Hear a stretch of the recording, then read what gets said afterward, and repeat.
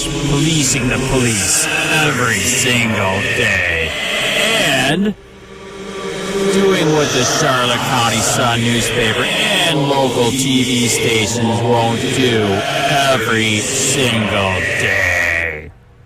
I am taking immediate presidential action to stop the violence and restore security and safety in America. I am mobilizing all available federal resources, civilian and military, to stop the rioting and looting, to end the destruction and arson, and to protect the rights of law-abiding Americans, including your Second Amendment rights. Therefore, the following measures are going into effect immediately. First, we are ending the riots and lawlessness that has spread throughout our country. We will end it now. Today, I have strongly recommended to every governor to deploy the National Guard in sufficient numbers that we dominate the streets. Mayors and governors must establish an overwhelming law enforcement presence until the violence has been quelled. If a city or state refuses to take the actions that are necessary to defend the life and property of their residents, then I will deploy the United States military and quickly solve the problem for them. I am also that we have seen in the last several weeks, last few months, the kinds of epic changes and events in our country that are as profound as anything that I've seen in my lifetime. And I'm now a lot older than planned. I'm going to be 59 soon. And let me begin by acknowledging that although all of us have been feeling pain, uncertainty, disruption, some folks have been feeling it more than others. Most of all, the pain that's been experienced by the families of George and Brianna and Ahmaud and Tony and Sean and too many others to mention, those that we thought about during that moment of silence. And to those families who've been directly affected by tragedy, please know that Michelle and I and the nation grieve with you, hold you in our prayers. We're committed to the fight of creating a more just nation in memory of your sons and daughters. And we can't forget that even as we're confronting the particular acts of violence that led to those losses, our nation and the world is still in the midst of a global pandemic that's exposed the vulnerabilities of our healthcare system, but also the disparate treatment and, as a consequence, the disparate impact that exists in our healthcare system, the unequal investment, the biases that have led to a disproportionate number of infections and loss of life in communities of color. So in a lot of ways, what has happened over the last several weeks is challenges and structural problems here in the United States have been thrown into high relief. They're the outcomes not just of the immediate moments in time, but they're the result of a long history of slavery and Jim Crow and redlining and institutionalized racism that too often have been the plague, this original sin of our society. And in some ways, as tragic as these past few weeks have been, as difficult and scary and uncertain as they've been, they've also been an incredible opportunity for people to be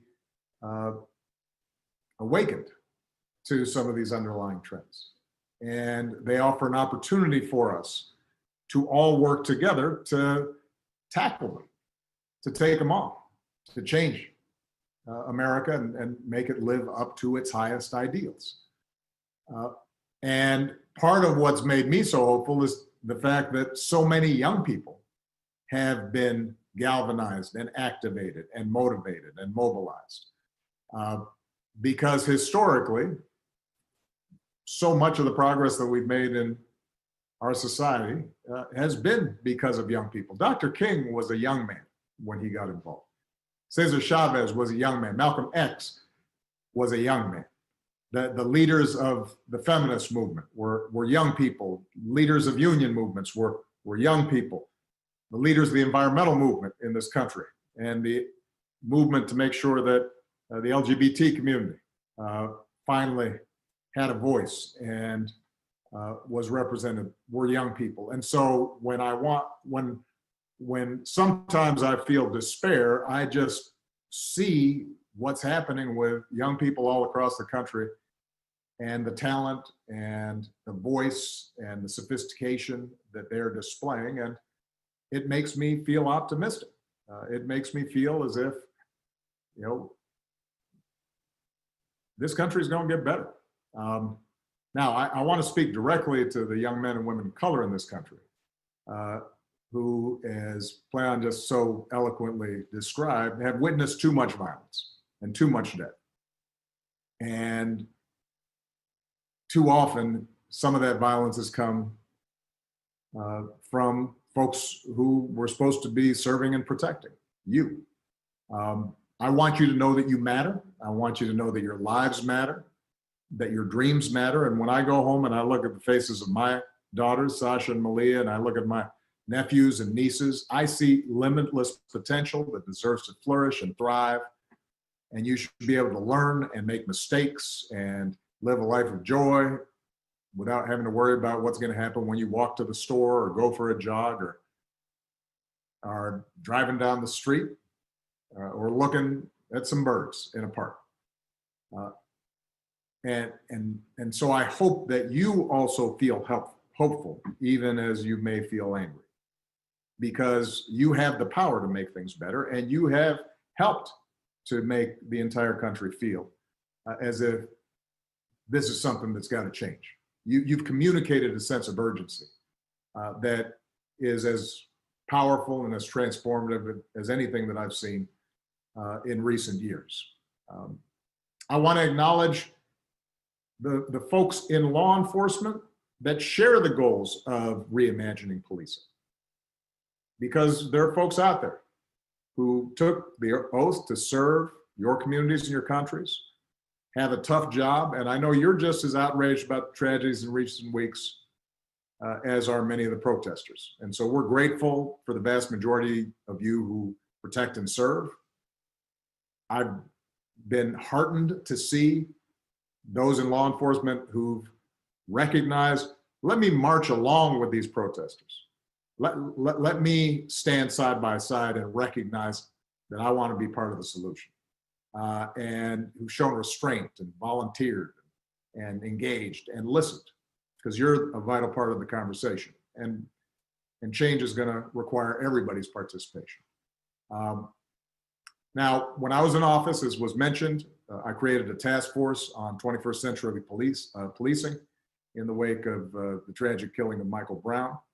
That task force, which included law enforcement and community leaders and activists, was charged to develop a very specific set of recommendations to strengthen public trust and foster better working relationships between law enforcement and communities that they're supposed to protect, even as they're continuing to promote effective crime reduction. And that report showcased a range of solutions and strategies that were proven and that were based on data and research to improve community policing and collect better data and reporting and identify and do something about implicit bias in how police were trained and reforms to use the force that police deploy in ways that increase safety rather than precipitate tragedy. And that report demonstrated something that's critical for us today. Most of the reforms that are needed to prevent the type of violence and injustices that we've seen take place at the local level. Now, reform has to take place in more than 19,000 American municipalities, more than 18,000 local enforcement jurisdictions. And so as activists and everyday citizens raise their voices, we need to be clear about where change is going to happen and how we can bring about that change. It is mayors and county executives that appoint most police chiefs and negotiate collective bargaining agreements with police unions. And that determines police practices in local communities. It's district attorneys and state's attorneys that decide typically whether or not to investigate and ultimately charge those involved in police misconduct. And those are all elected positions. And in some places, they're police community review boards with the power to monitor police conduct. Those oftentimes may be elected as well. The bottom line is, I've been hearing a little bit of chatter in the internet about voting versus protest, politics and participation versus civil disobedience and direct action. This is not a either or. This is a both and. To bring about real change, we both have to highlight a problem and make people in power uncomfortable, but we also have to translate that into practical solutions and laws that can be implemented and we can monitor and make sure we're following up on. So, very quickly, let me just close with a couple of specific things. What can we do? Number one, we know there are specific evidence-based reforms that, if we put in place today, would build trust, save lives, would not show an increase in crime. Those are included in the 21st Century Policing Task Force report. You can find it on obama.org. Number two, a lot of mayors and local elected officials read and supported the task force report, but then there wasn't enough follow-through. So today I am urging every mayor in this country to review your use of force policies with members of your community and commit to report on planned reforms. What are the specific steps you can take? And I should add, by the way, that the original task force report was done several years ago. Since that time, we've actually collected data, in part because we implemented some of these reform ideas. So we now have more information and more data as to what works. And there are organizations like Campaign Zero and Color of Change and others that are out there highlighting what the data shows, what works, what doesn't in terms of reducing incidents of police misconduct and violence. Let's go ahead and start implementing those. So we need mayors, county executives, others who are in positions of power to say this is a priority. This is a specific response. Number three, every city in this country should be a My Brother's Keeper community, because we have 250 cities, counties, tribal nations who are working to reduce the barriers and expand opportunity for boys and young men of color through programs and policy reforms and public-private partnerships. So go to our website, get working with that, because it can make a difference. And let me just close by saying this. I've heard some people say that you have a pandemic, then you have these protests. This reminds people of the 60s and the chaos and the discord and distrust throughout the country. I have to tell you, although I was very young when you had riots and protests and assassinations and discord back in the 60s, I know enough about that history to say there is something different here. You look at those protests, and that was a far more representative cross-section of America out on the streets, peacefully protesting, and who felt moved to do something because of the injustices that they had seen. That didn't exist back in the 1960s, that kind of broad coalition. The fact that recent surveys have showed that despite some protests having then been marred by the actions of a tiny minority that engaged in violence, that despite, as usual, that got a lot of attention, a lot of focus. Despite all that, a majority of Americans still think those protests were justified. That wouldn't have existed 30, 40, 50 years ago. There is a change in mindset that's taking place, a greater recognition that we can do better. And that is not as a consequence of speeches by politicians. That's not the result of, spotlights in news articles. That's a direct result of the activities and organizing and mobilization and engagement of so many young people across the country who put themselves out on the line to make a difference. And so I just have to say thank you to them and for helping to bring about this moment, and just make sure that we now follow through. Because at some point, attention moves away. At some point, protests start to dwindle in size. And it's very important for us to take the momentum that has been created as a society, as a country, and say, let's use this to finally have an impact. All right? Thank you, everybody. Proud of you guys. And I know that we're going to be hearing from a bunch of people who have been on the front lines on this and know a lot more than I do about it. Proud of it.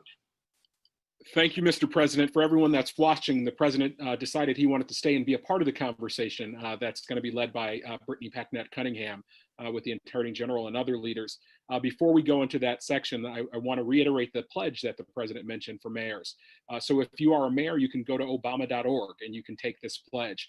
And I also want to announce that several mayors have said, sign me up first, and they have already taken the pledge. Mayor de Blasio of New York, Mayor Lightfoot of Chicago, Mayor Frey of Minneapolis, Mayor Bowser of DC, Mayor Breed of San Francisco, and Mayor Keisha Lance Bottoms of Atlanta, all my Brother's Keeper communities as well. So if you go to that page, you can take the pledge, and we will be posting all the cities and all the mayors that take the pledge. And then in 90 days, we are going to publicly report out who has taken the pledge and the work that's happening to create real lasting change in communities. So it is now my pleasure to introduce a friend, an activist, an educator, a writer, an NBC and MSNBC News contributor, a lifelong activist and member of the Ferguson Uprising, co-founder of Campaign Zero, a policy platform to end police violence, and co-host of Pod Save the People. Previously, she was an appointed member of the Ferguson Commission and President Obama's Task Force on 21st Century Policing. Today, Campaign Zero, of which Brittany is a co-founder, launched the campaign #8Can'tWait, an advocacy campaign to push mayors across America to adopt 8 use-of-force policies that together can reduce police violence by upwards of 70%. To moderate this conversation with President Obama and our other incredible leaders, please welcome Brittany Packnett-Cunningham. Thank you so much, Michael. And thank you, President Obama, for gathering this conversation in this moment of intense grief, but hopefully intense purpose. We are here together to talk, to have a family conversation. And you may be watching this and have come here because you are experiencing that grief and you need some community in which to do that. And you're hoping that we can hold you up to the light.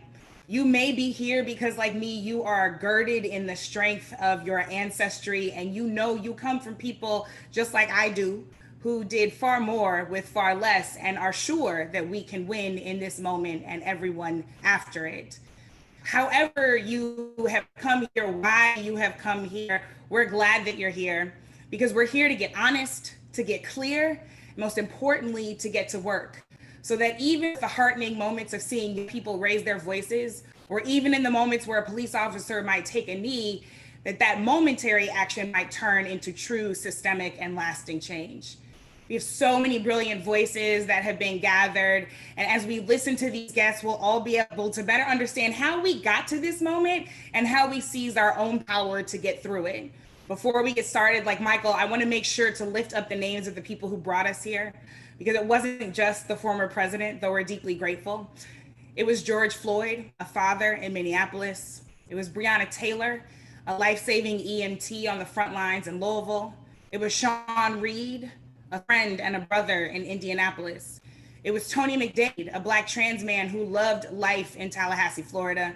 And though it wasn't from an officer's bullet, we are having this conversation, of course, in the shadow of Ahmaud Arbery, a son from Georgia, and Nina Pop and Ayanna Dior, two Black trans women who were killed by systemic hatred that comes against intersectionally marginalized people in this country every single day. Frankly, there are too many names to list because, as the president has already said, we have been at this, unfortunately, for a long time. So that means that there is indeed work to do, and now we're going to get to do it. So, Attorney General Holder, I actually want to start with you. I was raised always to be an activist. So frankly, if you ask my mom, this is the only life I've ever known. But I came into the work specifically of fighting against the scourge of police violence as it relates especially to systemic racism in 2014, when Mike Brown was killed in Ferguson, Missouri, just a few minutes from my own home. And you came to Ferguson. And as you know, there were thousands, literally thousands of brave and mighty protesters, just like the ones we're seeing outside right now. Those protests and organizers were on the ground, leading for change and making the entire world pay attention. I want to know what you learned from those grassroots activists. What have you carried from those conversations in Ferguson with you through to the work that you did then and that you're doing now? Yeah, well, it's good to see you again. And thank you, President Obama, for convening us here today. You know, I remember back in 2014, I remember meeting with the president. We were on vacation and talking about whether or not I should go to Ferguson. It was a risky thing. Didn't know exactly how people would react to my presence, but we made the determination that I would go. And I think the thing that struck me the most was there were a few things that really got me. I mean, there were young people who were there and who were unbelievably impressive, who were in a lot of ways directing the actions that you saw on the streets. You saw a community that was in anguish, and there was a commonality with regard to the things that they were concerned about. I was really struck by the fact that people consistently talked about the way in which people of color were unfairly treated by the criminal justice system. And there was a genuine desire by people to make things better. It wasn't all about just complaining. There was a genuine desire to work, to make things better. And I left there actually heartened by what I saw, both in terms of the reaction that I got. People were extremely respectful, and I thought we had good dialogues while I was there.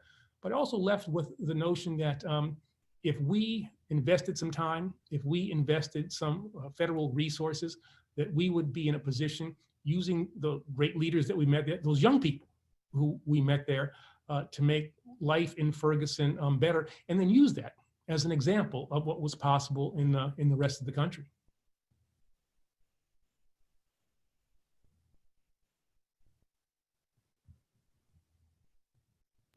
So, as the president reminded us, this is not about an either or question, right? One of my favorite things to remind people, as President Obama has already done, is that this is not about policy or protest. This is about policy and protest. And that we know, as Dr. King and so many others throughout history taught us, is that protest is actually what creates the pressure so that the policy can get passed. Similarly, we are in a long-term game and a short-term game here. That while we are dealing with radical imagination and reimagining what public safety can look like, even beyond police in our communities, we also have to make sure that people are safe now. In your role as Attorney General, you did a lot of that work in addressing people's safety right now. So can you tell us what you learned that was instructive for this moment, particularly as you engaged in pattern and practice investigations and consent decrees if situations like this happened in communities and once we saw the kind of uprisings that we did all over the country when you were still in office? Well, I think one of the key things that people have to understand is that there's not a tension between justice and having fair treatment and public safety. You can keep people safe and also have a better, more equitable criminal justice system. I mean, you know, I'm not going to get too boastful here, but, you know, for the first time in 40 years during the Obama administration, we reduced the number of people who were incarcerated in the federal system and also lowered the crime rate. again, there is not that tension. You can make things better in terms of community and police relationships and keep people safe at the same time. And so what we tried to do was come up with ways in which we could look at what we thought were the problems in the criminal justice system, and with regard to how policing was done, address those, involve the community in those efforts, engage law enforcement in those efforts, bring them together in forums so that they could get to know each other, understand how difficult it is to be a police officer, understand how communities of color have had to deal with unfair law enforcement practices over the years, bring people together. And it was through that, through those kinds of meetings that we were able to formulate the policies that ultimately led to the 21st century proposals. And then the other things that we did, bringing pattern and practice in investigations, using the power that we had under the civil rights statutes that we were able to enforce. It was for me the highlight of my time as Attorney General. It was to given the opportunity to get into communities, to affect positive change, to bring and establish relationships between, again, people in law enforcement, people in communities of color. That was, I think, in some ways, what I'm most proud of, and it laid, I think, the foundation for future work. But I would always emphasize this: that young people, that's our audience here today. Young people were critically involved in all of the work that we did, starting at Ferguson and other parts of the country. I want to ask you one more question before I move on to our next speaker. At Campaign Zero, we believe we can live in a world where the police don't kill people. So many of us are really trying to engage in radical imagination to imagine what our communities look like I said, even beyond police, even looking at a moment where we don't even have traditional systems because our communities are so healthy from the ground up. When you think about your most radical dream for what is possible, your most radical imagination for where we can get to as a community and as a people, what is that dream? That's an interesting one. I guess my dream is that we would get to a place where people are judged on their individual deeds, the individual characteristics, and that we don't stereotype people. And that is not only with regard to how we do things in the criminal justice system. I think we make a mistake if we think that the criminal justice system exists separate and apart from the greater society. The issues that we face in the criminal justice system, inappropriate uses of force, implicit bias, whole range of things, those grow out of the same kinds of problems that we see in the larger society. And so we've got to deal with problems, they're more systemically, more society-wide, if we want to actually deal and be effective in bringing about needed change with regard to the criminal justice system. So, I would hope that we get to a place where, discrimination is no longer a factor in the lives of people of color. That fair treatment would be something that would be expected. That stereotypes, born in slavery, and the notion that in order to enslave a people, you had to think that they were in some ways different, some ways inferior. And those attitudes may not be as explicit as they once were, but still are a part, I think, of the American psyche implicitly. And radical change, I'd like to erase those feelings and base policy on on real world experiences, on the reality of the people of this nation, as opposed to the perceptions of them, the stereotypes of them. What I hear you is saying is that being able to live, being able to breathe, not having anyone's foot on your neck is not actually a radical idea at all, that it is what everybody is owed. Thank you so much, Attorney General Holder, for joining us. I want to move now to Philippe Cunningham, who is a councilman from the city of Minneapolis, where so much of this is centered. Minneapolis is really ground zero in so many ways, as it was home to George Floyd and his family. Philippe, I have so many questions for you, but first I want to know how you're doing and what is happening on the ground in Minneapolis. You know, I see here on the Zoom call my friend Deion Jones, who was peacefully protesting in Los Angeles when he was hit with the rubber bullet. And we've seen so many images of that kind of unnecessary confrontation, and a lot of them, unfortunately, are coming from Minneapolis. So how is home? How is the home team doing? And what do we outside of Minneapolis need to understand about what's going on the ground? Yes, well, thank you so much for having me. Thank you for that question. I too just want to start off with naming that I'm here today because of the strength of my ancestors and elders who came before me fighting the fight to make my existence and work as an elected official possible.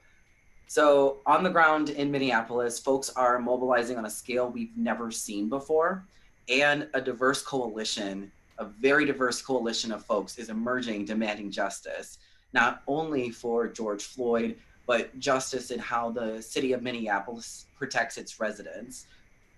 What we are seeing right now from folks on the ground in Minneapolis and across the country is generations of trauma and rage at the violence bestowed on the Black community and the disinvestment of the Black community by the state at every single level of government. And I'll just add that I myself, as a Black, queer, transgender man, I too live firsthand both the trauma and the trauma that I have to carry around experiencing and witnessing state-sanctioned violence, as well as the generational trauma of my ancestors who survived slavery. So seeing all of this, layering it on, what's interesting about the fact that all of this has really been ground zero in Minneapolis is that we are an incredibly progressive city. At the same time, we are also the city that has the most significant racial disparities between white and Black folks in the entire country across every indicator of quality of life. So this has just been boiling under the surface. I've been in office now for 2.5 years. And within my first 2 years, I had to deal with 3 officer-involved shooting deaths in my ward alone, including one that was a suicide by cop. The trauma from those incidents doesn't just dissipate because the legal system deems their deaths justified. The evidence is clear overall. President Obama spoke to the data that we're starting to see. Over-policing, criminalization, and mass incarceration have not kept our communities safer. In fact, people getting caught in the criminal justice system further disenfranchises Black and brown folks, pushing us further to the margins of society due to criminal histories, thus triggering a cycle of involvement with crime in the criminal justice system that is often passed intergenerationally. So what we're seeing on the ground in Minneapolis is folks saying enough is enough. And our system is obviously broken, and it's time for a new system of public safety in our city. Over the years, we have heard from folks who believe that the solution is simply adding more police officers. And we've also heard from folks who are reformers who want to advocate for incremental change. But even those voices right now are waning because our whole city has seen for the past 3 nights that we have the ability to keep ourselves safe and our community safe. So you ask how I'm doing. I'll say I'm a little bit tired because I've been up all night with my community, organizing my community very closely with folks on the ground to post up patrol because Minneapolis Police Department nor the National Guard were showing up to protect our homes and our small businesses. We're seeing large scale protests, what folks are seeing on the media right now, the protests and riots in South Minneapolis, we see that. But in North Minneapolis, the historically Black community in Minneapolis, where I represent, we've been dealing with far right-wing and white supremacist groups terrorizing our community by burning down Black-owned businesses. So we've come together, protected our own community, and now it's time for us to systematize community-led safety strategies and make them sustainable. For so much that you said, and couldn't agree with you more on all of it. I want to hold space for the intersections of your identities and the way that systems particularly impact you and other folks in your community, because that's such a critical part of the conversation and we cannot allow it to be erased. Secondly, I want to acknowledge and agree with everything that you said about the fact that we save us and we can continue to save us, that we can actually, as I've been saying, imagine this beyond our traditional systems and figure out how we protect one another and how we build up strong communities from the ground up, because we are more than capable no matter what anyone else says. So that's actually what I really want to ask you about, because as an elected official, you are playing a role in a traditional system, but you're also having radical imagination about what's possible. We know that budgets are moral documents, and we know that as we see some cities investing more in policing, they are divesting from housing and jobs and the things that keep people well and keep their needs met. So how are you thinking about the demands that are coming directly from grassroots activists and enacting the most imaginative and bold, even though, as we said earlier, they should just be the things that people receive? How are you thinking about enacting those things, and where does Minneapolis have to go to ensure that everybody there is not just living in a liberal city, but that they're living in an equitable city? That's right. Thank you for framing it that way. So when I talk about the work that needs to be done, what we have seen is that a lot of reform efforts that have been implemented, we had tremendous leadership from our former mayor, Minneapolis Mayor Betsy Hodges, who came into office unabashedly demanding major overhauls in the Minneapolis Police Department. She appointed the first woman police chief, who is also Native, and the first out LGBT police chief. Every officer was trained in procedural justice and anti-bias training. A community engagement team was created. Then she appointed our city's first Black police chief, Chief Arredondo, whose vision for what's possible for policing is inspiring and what we would all like to see for policing. But even with all of that work, many officers have been in all but open revolt against these efforts, with their grievances being aired by the Police Federation. So when we take a step back and look at the big picture about what does it mean to keep our community safe, we have to be thinking about it from a different frame, a different paradigm. We know that the system of policing is rooted, it's founded on and rooted in white supremacy and a history of slave catching. And so as we're trying to do this work of reforming police culture and the institution of policing overall, we have to get serious about investing in new alternative systems of public safety that are rooted in justice and our community. We have a paradigm for this. It's the public health approach to public safety. So thinking about violence as a disease that spreads, as a contagious disease, it spreads interpersonally and it spreads intergenerationally. And so there are evidence-based strategies. We in Minneapolis have been working very closely with John Jay College, as well as their National Network for Safe Communities, as well as Cities United. We've all been working together to really institutionalize this opportunity. I have been a tireless advocate for violence prevention and intervention efforts. We created in late 2018 the Office of Violence Prevention through city ordinance. So now it can't be taken away. We institutionalized a new system, but that only goes so far. We need money to go into that. And that's where the budget as a moral document comes in. There's always political will to put more money into the police budget. The police budget in Minneapolis is almost $200 million. And we have right now, we approved last year a budget of $1.6 billion. They take up a huge chunk. I had to fight relentlessly to get $50,000 for a domestic violence intervention program strategy for us to implement, despite the fact that in Minneapolis, the #1 reason for 911 initiated police calls for service is because of domestic assault. We are not successfully getting to the roots of these issues. So having a systemic, institutionalized, new approach to public safety that is community-led, that invests in community with the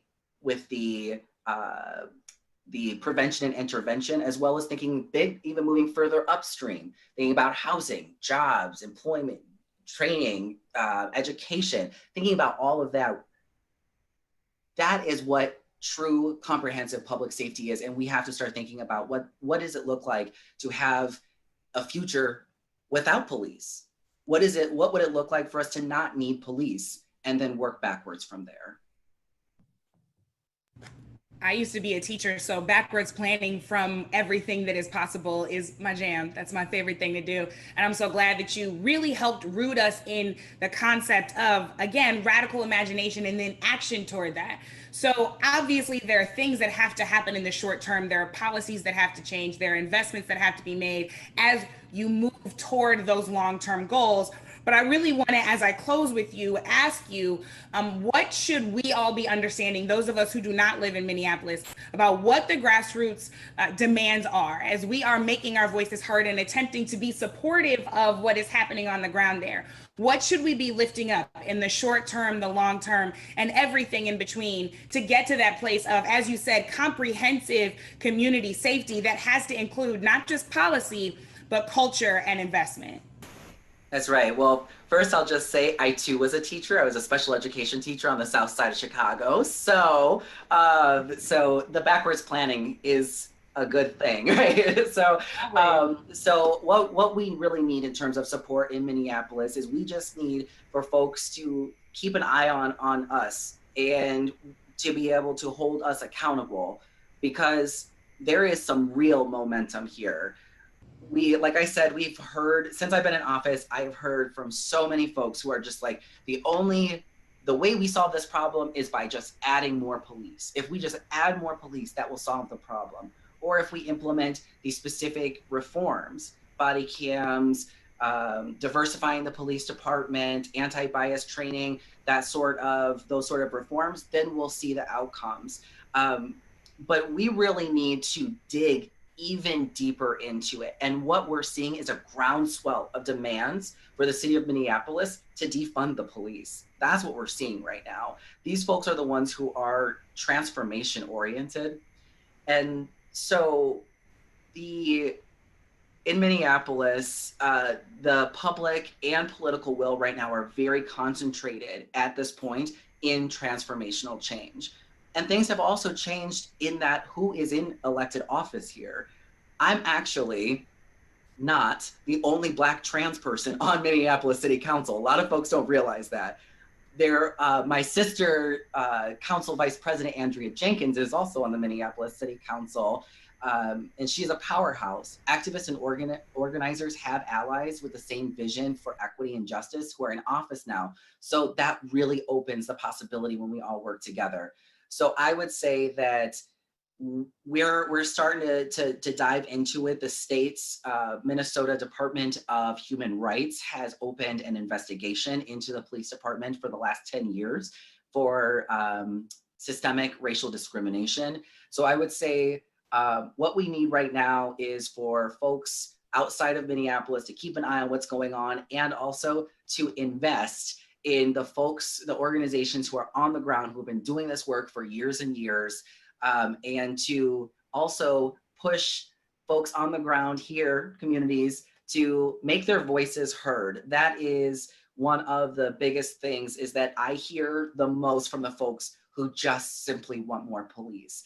I have been labeled soft on crime because of the fact that I advocate for a comprehensive approach to public safety. So we need folks who believe in transformational change and what community safety can look like and how to get there. We need for folks' voices to be heard. We've already begun to see the seeds of so much of that transformation right there in your hometown due to leadership of yours and so many others. We saw the first Black woman student body president at the University of Minnesota get them to stop contracting with the police force there. We saw that the public schools there followed suit. And from former teacher to former teacher, I'm always like, yes, it's about time that we actually make schools safe for all young people. And that doesn't need to include police. So thank you so much, not not just for this conversation, but for your continued courage and action in the role that you're playing. I'm going to come lastly to my good friend and partner in this work, Rashad Robinson, who is the president of Color of Change. Rashad, we've been on the phone a lot in the last few weeks, and you are always thinking so critically about how we ensure that the local conversations that Councilman Cunningham just talked about are really upheld at the national level, and that everyone is doing their part. As I always say, we don't have saviors, we build teams, and that's how we get the work done in community. And that's exactly the work that Color of Change does. It gives all of us an opportunity to be on the team. So how are you thinking about making sure that people understand what their role is on the team? What are the spectrum of demands that you are seeing coming from your members at Color of Change, and that you all are exploring and pushing as you do this work? Well, thank you. First of all, thank you, Brittany, for that question. Thank you, President Obama and Attorney General Holder. And it's actually great to be on this conversation and to be back doing work with my brother's keeper. What I will say is a couple of things. You know, over the last 8 months, just alone, over 5 million people have taken action with Color of Change, raising their voices online, signing petitions, making phone calls, showing up to rallies. And that's important, right? Because what we want to be able to do is translate the presence of this moment into the ability to actually change the rules. And sometimes those are the written rules of policy, and other times those are the unwritten rules of culture. And I want to talk about both, about why both of those things are critically important in this moment, and why we have to channel strategic action to actually get things done. No individual alone is going to work to change systemic racism in all the ways that it impacts our society. Racism is like water pouring over a floor with holes in it. It will find the cracks. And so we constantly need to figure out how are we shoring up the systems that will have cracks in them and building new systems for the future. And so on the written rule side, we are very much focused on how do you give people in that moment something clear to do, pushing for justice when justice needs to be served, but recognizing that we've got to move people up a ladder of engagement, because none of the families simply want justice for their own family. They recognize that the long-term rules need to change. And when it comes to policing, there is so much that happens at the local level that we have to pay attention to. The other speakers talked about it. And so we need to be focusing that energy on local policy, pushing to change local practice. And the difference between policy and practice is sometimes we change the laws, but we also have to change the people who implement those laws. And then we think about the work at the federal level. And we've got to change all of the ways in which money from the federal level incentivizes and disincentivizes certain types of action. And part of what we try to do at Color of Change is point people at those strategic things to do, building sort of the energy and helping to describe for people how to do it. You know, a couple of years ago, in the height of the work to, you know, challenge police violence, we came up against district attorneys and state's attorneys that we simply did not have the ability to move. We would show up, it didn't matter if we had 10 petitions or 10,000 petitions or 100,000 petitions. They were not nervous about disappointing our community. And so we recognized we had to help the community better understand the role of district attorneys. We had to build more energy because district attorneys could operate without public pressure. These are executive level positions that can have a large amount, the sort of most powerful actors in the criminal justice space. So we built the only searchable national database of prosecutors in the country called winningjustice.org. We worked with folks in Hollywood like Common to develop an animated video that describes the role of district attorneys for everyday people so people can understand how district attorneys operate. We worked across the movement to get folks from big organizations to local grassroots organizations aligned around 6 clear demands that we could take to get people talking about treating kids as kids, reducing and ending the use of money bail, changing, sort of reducing, increasing transparency. All of these things are critically important to sort of winning justice long term, right? We have to change the role of prosecutors, and we have to change what the public expects from prosecutors. We have to change the way that the public thinks about criminal justice. And that kind of leads me to the cultural conversation. Because for the last 20 years, basically, kind of with a couple of blips here and there, violent crime has steadily went down in our country. But according to Pew and everyone else, Americans think that violent crime is going up. And so we have a deep gap between perception and reality.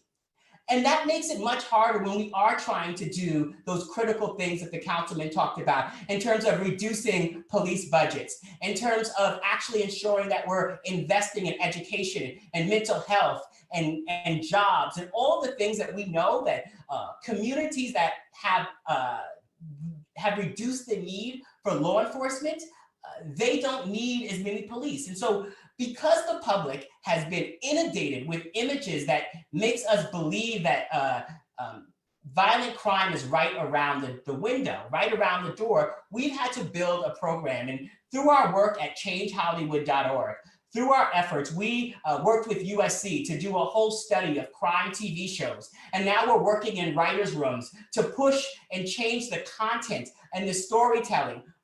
So one of the things that we looked at was all of these crime TV shows that are covered in cities like Chicago and New York, very diverse on air. And then you look at the writers' rooms, and all the writers' rooms are all white. Folks with no sort of connection to the community, no skin in the game on sort of the impact of the images that they're portraying, constantly putting sort of black faces on the criminal justice system, a sort of magical world where black and brown people exist, but racism doesn't. And we have to really work to sort of change that. And part of that activism is the work that we have to do, because if we're going to get to the place where the narrative changes enough for us to achieve the type of policy changes that are needed, we have to change the story. And I want to say that far too often we tell a story about Black communities being vulnerable. And we'll say things like Black communities are vulnerable when Black communities have been under attack.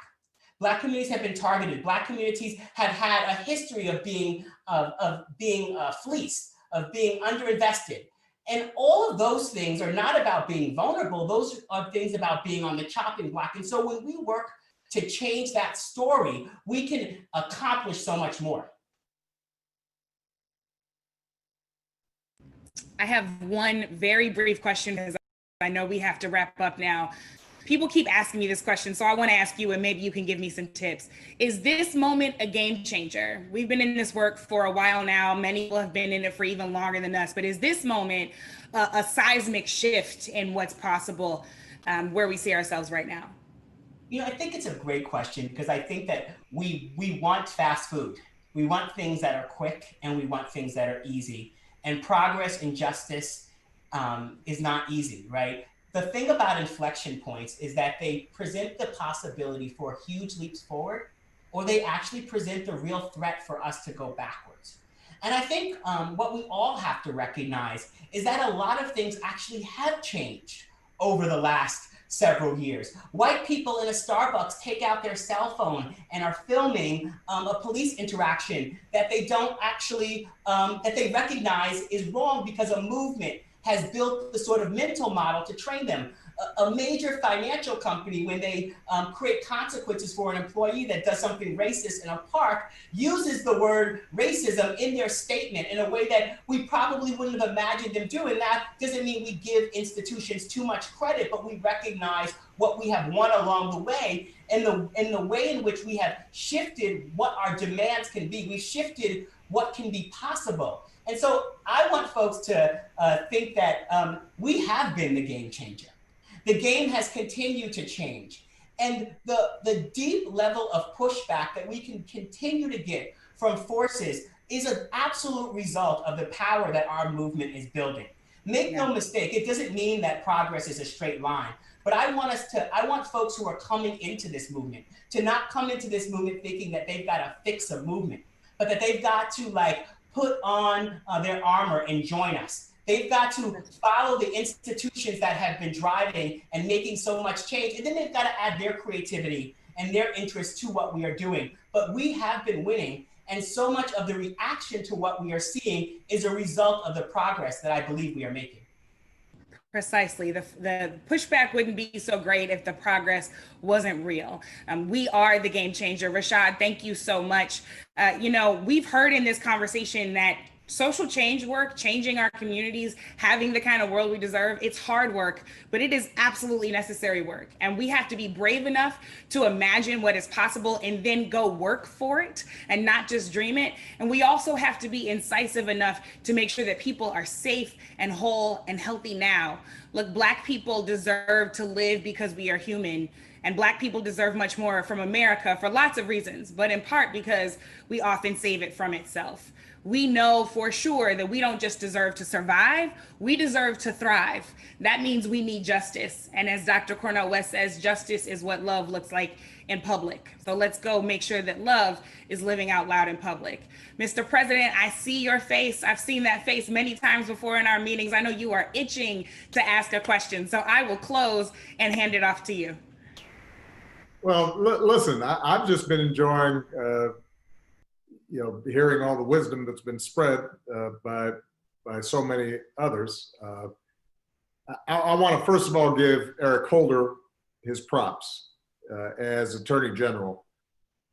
He rebuilt a civil rights division within the Justice Department and was consistently on the ground, working with communities, listening to communities, and coming up with practical solutions to try to make things better.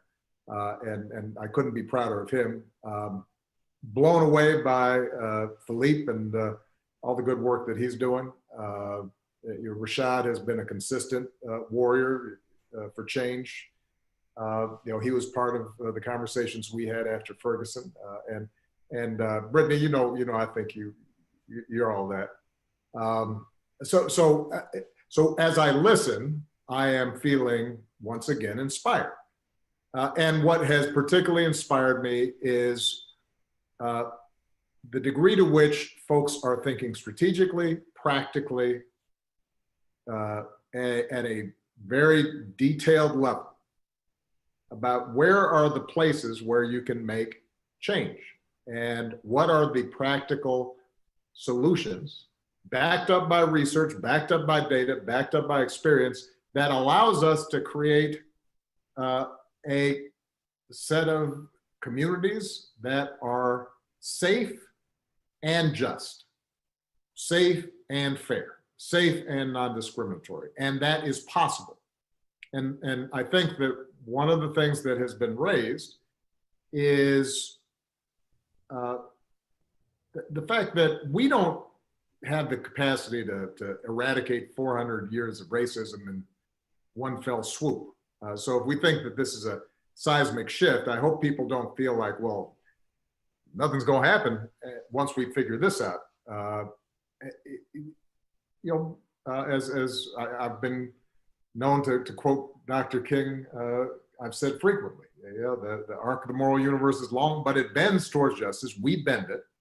All of you have bent it over the last 4, 5, 6, 10 years. And we are seeing the fruits of those labors in the degree of awareness that is out there. Look, think about some of the people who have unequivocally spoken out against what happened in Minneapolis. I mean, you have, I just saw Jim Harbaugh, sorry, I know we got, the Ohio State contingent here, but you got Jim Harbaugh, the coach of Michigan football, marching today. That's not something that was happening 5, 6 years ago, although Jim I know, and he's been on the right side of this issue for quite some time.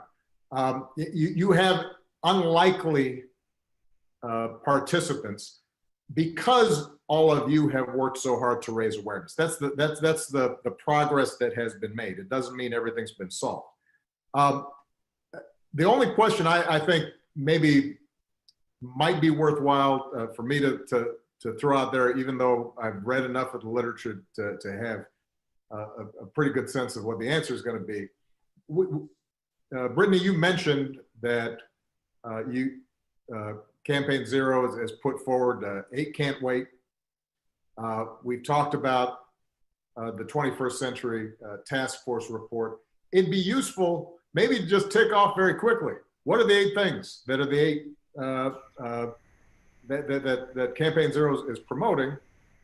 Because for a lot of people who are watching, they may be surprised that some of these things are practical and could be implemented quickly. I know just one off the top of my head that I know we can all focus on because it's been so painfully real these last few weeks.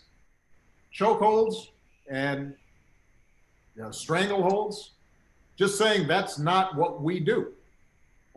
You don't need that in order to effectively restrain someone. So give me what are the 8 in executive summary form so people can hear what these specific things are.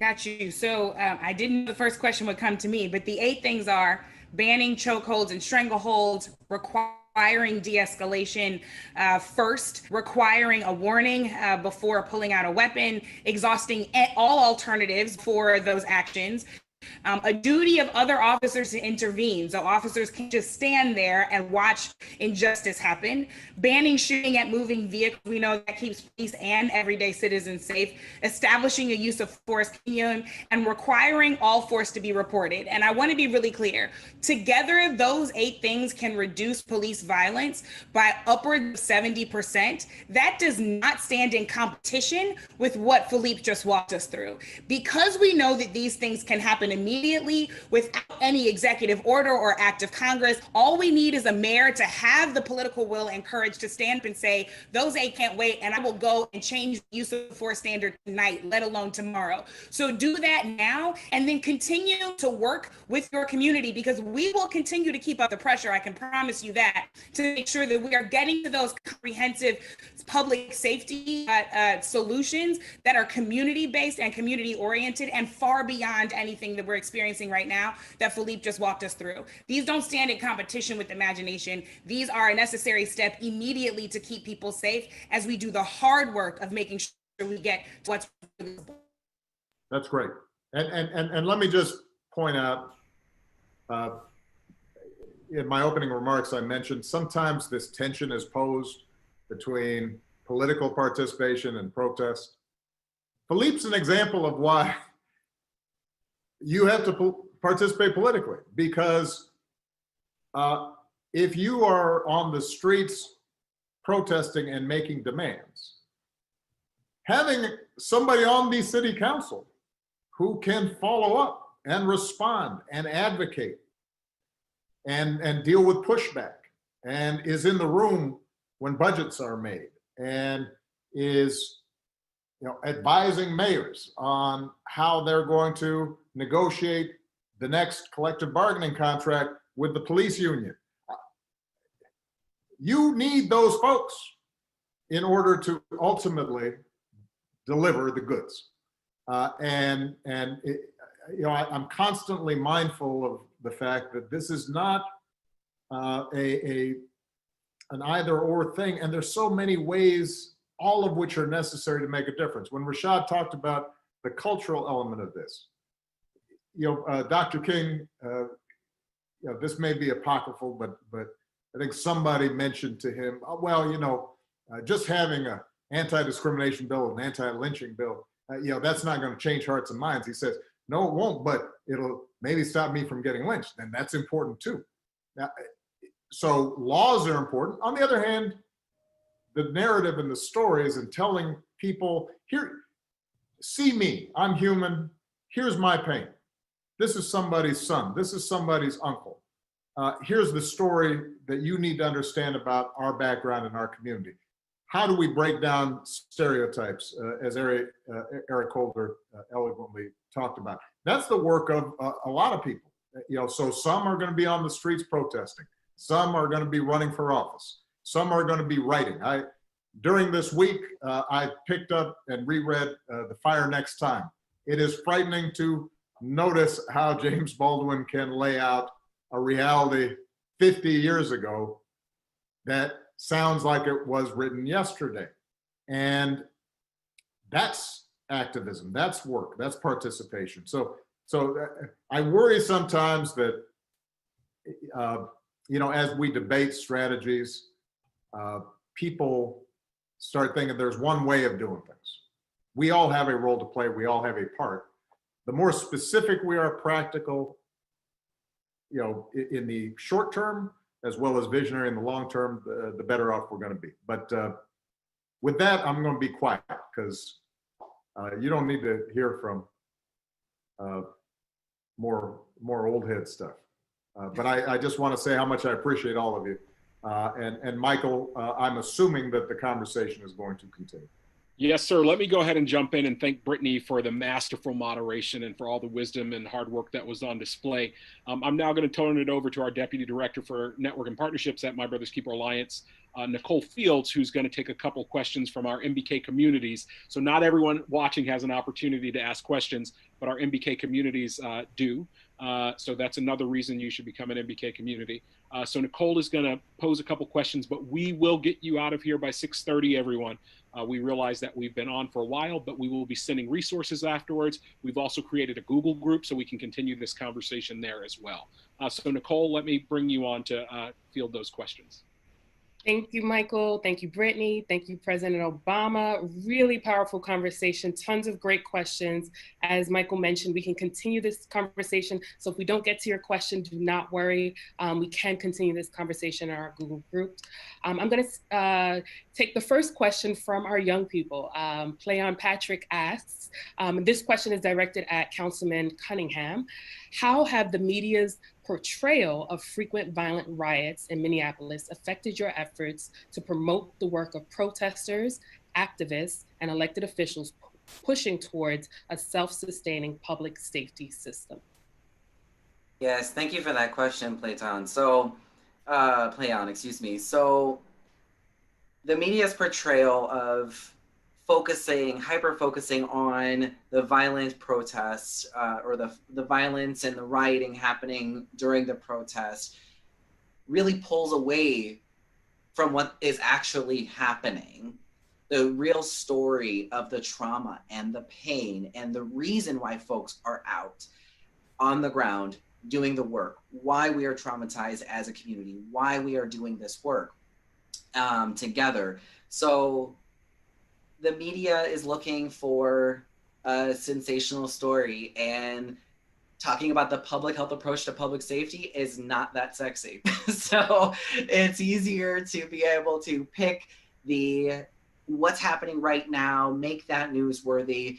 And so what it does is it's distracting. It's distracting from the voice of the folks who are on the community, who have demands, who have a clear vision. It's distracting, it's pulling away from their voice and centering them. The folks who have been on the ground nonstop for years, some folks in their cases for decades.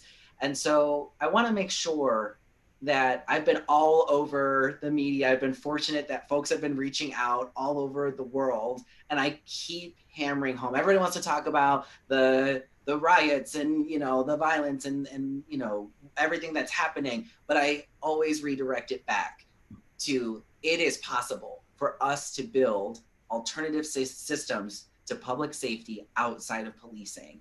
It requires political will, it requires investment, and we are already doing it and it works.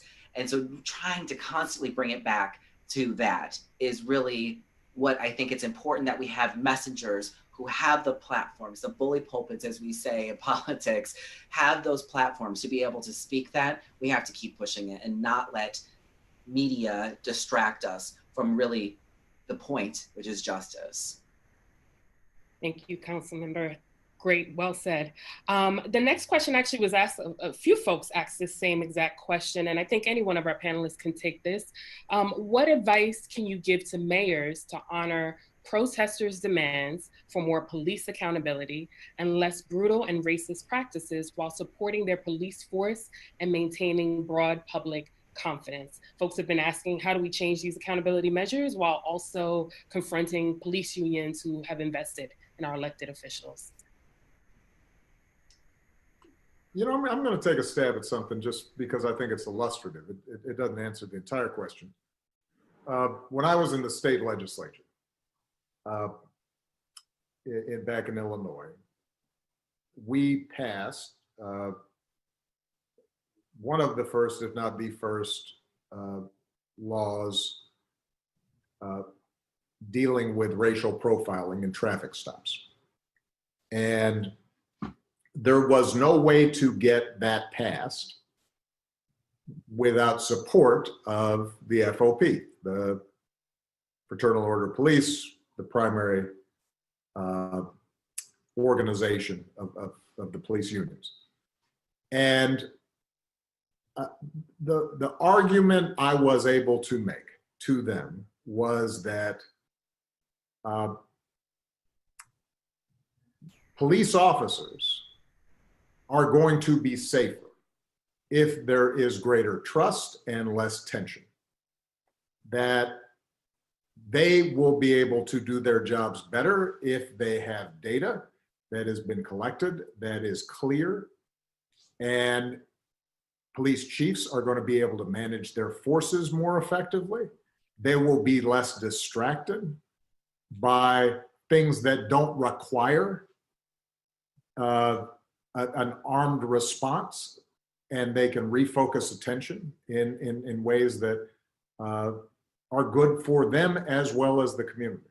And it took a long time to make that argument, and I'm sure that there are rank and file members who didn't believe it. But in fact, after we passed it, we started being able to collect data on that issue, and we were able to get them to go along. Now, how responsive the police union is going to be in any circumstance, you know, it's going to go city by city, and it's not easy. But I guess the point I am making, and Eric Holder, if he's still on, may want to chime in on this. I do think there is police leadership that recognizes the need for change. But changing culture is hard. And sometimes the dynamics within the unions themselves are difficult. And, you know, and sometimes there's that sense of we need to close ranks even though we know some things are messed up. And so finding ways to listen and recognize that they have a tough job, but also then insist that this is what we need to do. We're going to do it. We'll work with you to figure out how to do it. So when Brittany talked about the 8 can't wait, you should have a dialogue to find out what specific things are a problem with not having to choke somebody, particularly when they're already in handcuffs. What is it that you think is a problem? When you force people to articulate what it is that they object to with reasonable demands of the sort that have been outlined, a lot of times they come up empty. But you have to engage in that conversation. And I think that it's possible to get that done. At the end of the day, though, if you don't have the political pressure to do it, they will resist. Just because social, you know, the status quo always resists without some pressure. And that's why it's so important, both for the protests and for the follow-up that people like Councilman Cunningham can apply. Great. Thank you, President Obama. Next question, I'm going to take 2 more. This question is coming from Dr. Jim Bostic in Yonkers, New York. First, he thanks our panelists and says his question is, how do we effectively integrate the generational differences in age and history often see develop between our younger generation and those of us who have been in this fight for many decades in such a way that we respect each other's ideas and approaches to dealing with institutional racism in our respective communities and not diminish the role and the will of either? So I'm going to say, I'm going to have to call it here. This will have to be the last question. And I'm going to ask one of our panelists to take that and try to give us the 90-second response.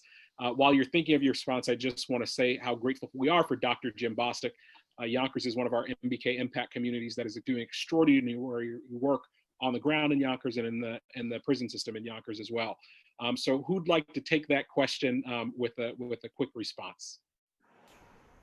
Well, I'd say this, you know, there is the need for young people to work with people like myself who have some years behind them. And the arrogance of youth cannot be the determinant. The arrogance of age can't be a determinant. There is wisdom through lived experience. There's idealism that young people possess in abundance. And it's the combination of that idealism with that experience that I think makes the most effective movements. People who are older have to understand that young people have always been at the forefront of positive change in this nation. I mean, the founding fathers were really young people. The oldest Federalist was George Washington. He was only 44 years old. And, you know, Richard Pryor used to say that you don't see many old fools. And so I think young people need to understand that as well. You know, you don't get to be 60, 70, 80 years old without having navigated a whole series of things that's worthwhile. And you have things as a young person you might want to test, theories you want to try. Older people can say, well, I've experienced this and this is why this theory is not going to work. So it is a combination of the two and a lack of arrogance on the part of both that ultimately can create a coalition that can be successful. Thank you, Mr. Attorney General. Mr. President, before we wrap up, any final words?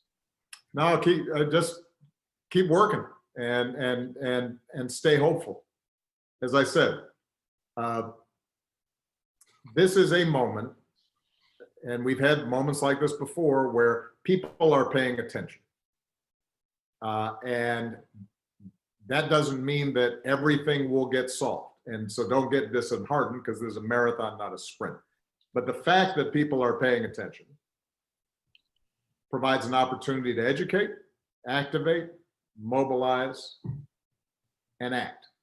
And I hope that we are able to seize this moment.